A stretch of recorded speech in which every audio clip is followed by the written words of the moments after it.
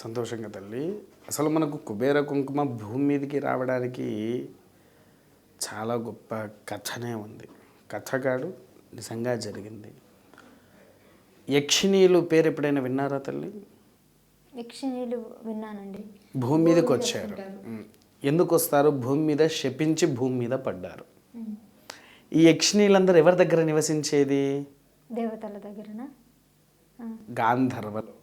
గాంధర్వలోకం. గాంధర్వలోకానికి అధిపతి ఎవడు? కుబేరులు. కుబేరుల వారు అధిపతి. ఆయన దగ్గర మాత్రమే ఈ కుంకుమ ఉండేది. ఇంకా ఏ దేవుళ్ళ దగ్గర కూడా ఉండకపోయేది ఈ కుబేర కుంకుమ. ఈ యక్షిణీలతో పాటు భూమి మీదకి ఇంకొక అరుదైన పుష్పం కూడా వచ్చింది.